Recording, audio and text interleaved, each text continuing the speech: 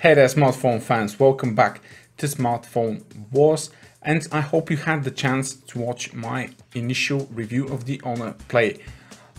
If you haven't, what is the Honor Play? The Honor Play is the original budget flagship killer. Top-notch, super fast chip, the latest notch trend, huge display, bigger battery. But what's most important for most of the customers and why this phone was sold off that much is the low price. This is currently I think the lowest 4GB RAM version starts from around $270–$80, and this is a huge deal here. This has the Kirin 970 and the new GPU Turbo Tech, which I have a separate video for that, and if you want to check it out, which vastly improves gaming performance and heat dissipation, especially in games like PUBG Mobile. But I'll get to that a bit later. Now, for my full review, I will start with Huawei's EMUI. If you think anything bad about Huawei's EMUI, do know that this is currently, bar none, the fastest, most responsive, most feature-rich user environment for any Android device.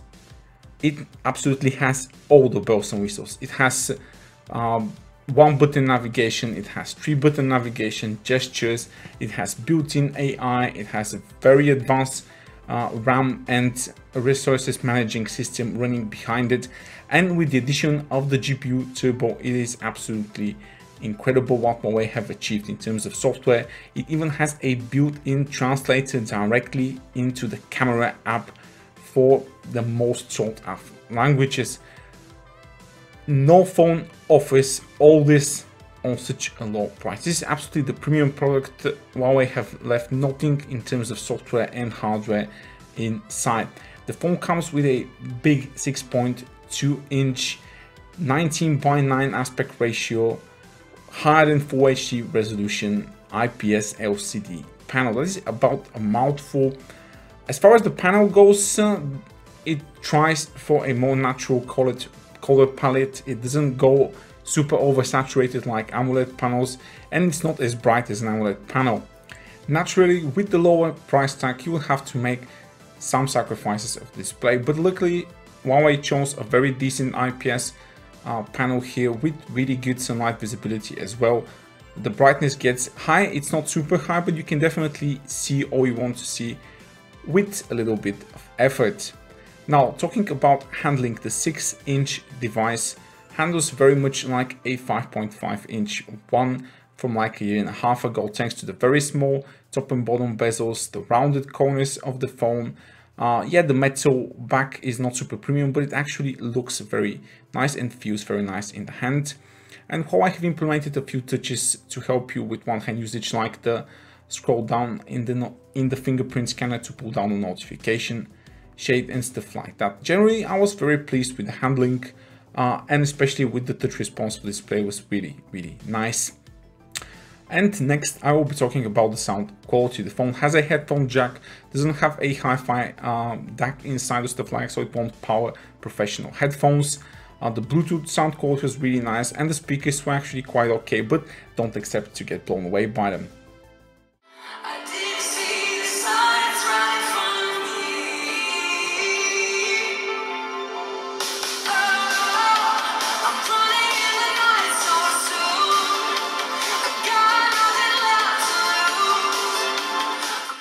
Now for the next 5–6 minutes or so, I'll be concentrating on the performance and gaming. So everybody quite knows the Kirin 970, but what they don't know is the Honor Play and Huawei devices feature one of the fastest storages available, if not absolutely the fastest in this budget price range.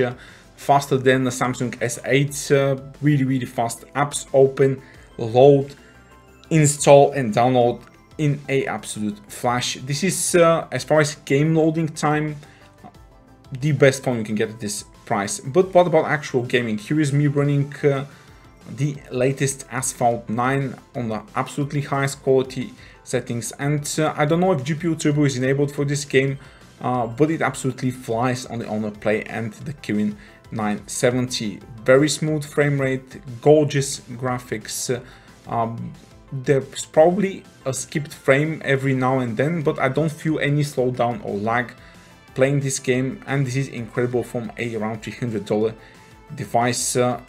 And what's really good about it, I didn't feel any overheating issues, especially with the Asphalt 9.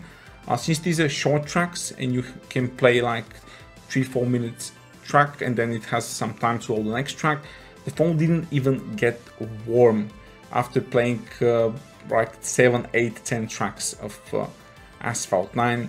Really good performance in this game, which is the best looking and perhaps the best racing game on Android right about now. And now let's check the terminals, because I want you to make sure that what I'm saying is correct. I'm not just like joking around here. Let me exit the game and I will open the Antutu. As you can see, the CPU temperature is at 39 degrees. This is super low. I mean, most phones don't have that on standby, let alone playing a game. So I think GPU turbo is enabled for almost every game. The battery temperature was a bit higher than usual, but still it was in the absolutely normal range, and the phone felt really stable, not heated up at all. Now this is me running PUBG Mobile. The highest it allows me to go is HDR. The graphics are really good. Again, blazing fast loading times here, and virtually almost no slowdown. There was a few lag moments, but I think this was due to probably server lag or my Wi-Fi here not being that fast enough. Generally, PUBG Mobile, as you can see, this is one of the scenes entering the map, like getting closer to the ground, where I've seen even Snapdragon 835s and some 845 phones hiccup a bit or two. Nothing like that with the Honor playing the Kirin 970. Although in benchmarks it may appear to be inferior to the Snapdragon 845, in real gaming, especially in PUBG Mobile, the Kirin 970 is on par, if not better than the Snapdragon 845. Really good frame rates, excellent graphics, and again, what really surprises me and I was really glad about is no thermal issues. After playing PUBG Mobile for around 40-50 minutes, the phone started to get a little bit warm, which is like warm to the touch. If I was wearing a case on this phone, this is me playing without even a case on it. If I was putting a case on it, I would probably not have felt that warmth as well. So again, really amazing optimization done by the Huawei software team for that Kirin 970 chip and GPU turbo to keep those temperatures low, which gives you a better playing experience because you don't feel the phone hot, but what's most important, it gives you better battery life. So more gaming on a small battery. Talking about battery, the Honor Play features a 3750 mAh battery, which is not small by any standard. And here you can see the temperature. The battery is around 46 degrees, as is the CPU. So this is me playing for around 50 minutes PUBG Mobile, no problem.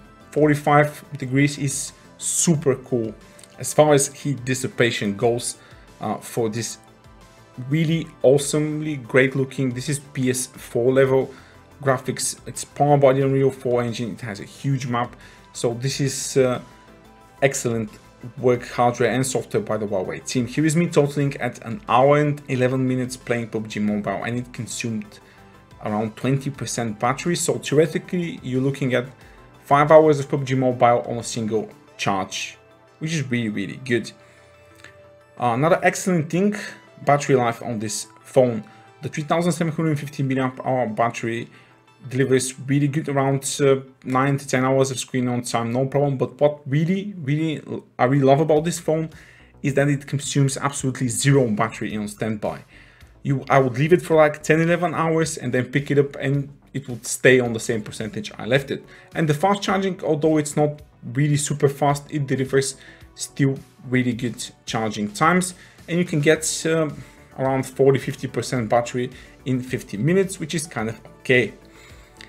Now onto the camera. The Honor Play is marketed as a gaming phone, as a fast phone for less money, but that doesn't mean that the cameras are bad. Far from it. If you look at the sensor, the main sensor is a f2.2 aperture, and you're probably thinking, well, this is pretty bad. Reality is, it's far from bad. I wouldn't say this is like a price-leading camera quality, but it's super reliable. The shutter speed is blazing fast, the focusing is absolutely instantaneous, and you don't get that with a lot of phones in this price range. Macro shots are really good.